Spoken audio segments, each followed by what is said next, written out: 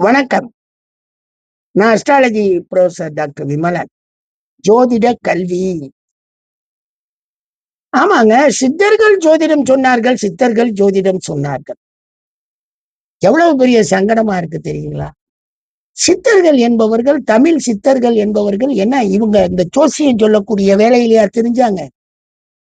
அவங்கெல்லாம் மெய்வழி சிந்தனையாளர்கள்ங்க. மெய்யை கண்டறிவதற்காக போனவங்க. ஏங்க இது ஜோதிடம் ஒரு கணித அடிப்படையில இருக்கக்கூடிய பலன்கள்ங்க. சித்தர்களுக்கு இதெல்லாம் தெரியாதுங்க. கணிதம் எல்லாம் அவங்க பார்க்கலைங்க.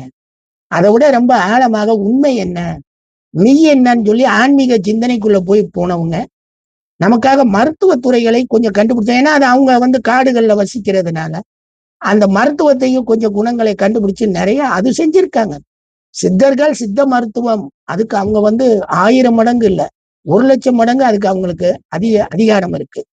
ஜோதிடத்துல அவங்க எல்லாம் கிடையாது. ஜோசியர் தாங்க ஜோசியத்தை உருவாக்குனா.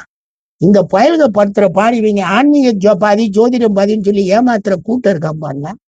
அவன் பூரா இதை சொல்லி உங்களை ஏமாத்துறாங்க. ஆன்மீகத்தில் நாங்கள் சித்தர்கள் மூலமாக வெளியே வந்தோம், சித்தர்கள் கண்டுபிடித்தோம், காசு சம்பாரிச்சுட்டு போயிடுவான். ஆனா மனசுல ஒரே பொய்ய பேசிக்கிட்டு இருக்கோங்கிற அந்த அறிவே பொய்யன் என்றைக்கும் வாழ்ந்தது இல்லை.